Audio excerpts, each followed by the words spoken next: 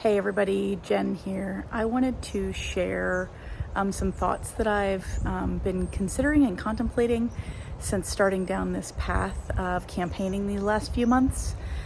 And I'm going to couch this by saying that this is a very first world privileged perspective to be having this conversation from, but also this is a pitfall or a challenge that I hadn't anticipated.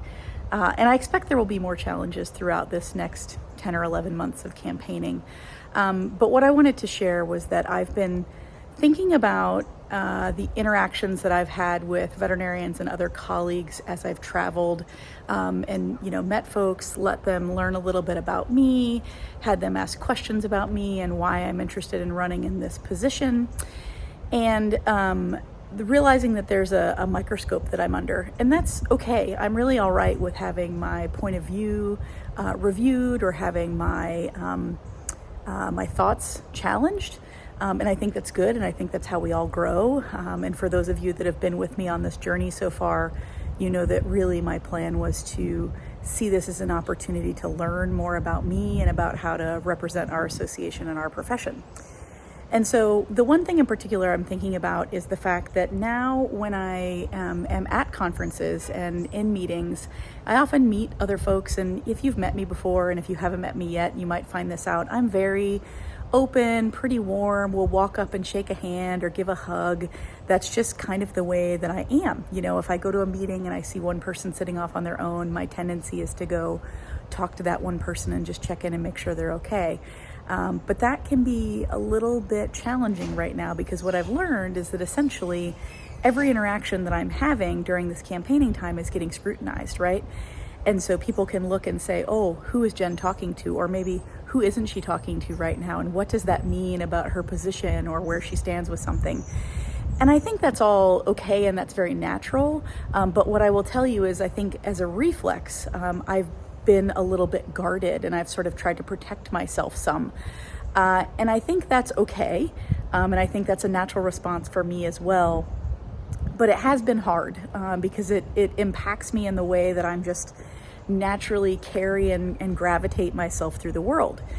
And so I was recently having a conversation with a friend, and I was sharing about this. And I was a bit emotional at that point and saying, I feel like everything I do can be seen as wrong, right? And I think we all have felt that way, that we can't win, you can't win for losing kind of thing. And what I got back information from this friend was really super important for me to hear. And I hope that this will be good for you to hear, which is why I'm recording this. And so what he said back to me was, you've just got to be you. Very simple, very strong words. And that is something that I'm working on. Just gonna be me.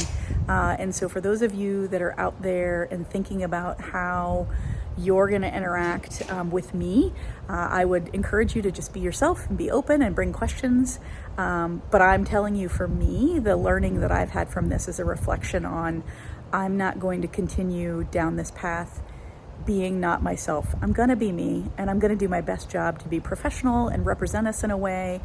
And I think that when I get elected, I will do a really good job of actually showing myself as a good representation of our profession on the global stage. But to get there, I don't want to do it by not being me. And I realize there might be a need for a little bit toned down version of me from time to time. I get that I can be a little high energy, a little goofy, all those things, but it's all in good fun. And so that's my learning from today. Is my advice is, you've just got to be you. And you're enough. And I've just got to be me, and I'm enough too. So I hope this means something to you. It's really important that I shared this. And I would love to know if there are things that I can do to improve this process, or to get you engaged, or want to know more about me, or think about this journey at some point. I would really encourage you to think about that. And please don't hesitate to share any feedback with me.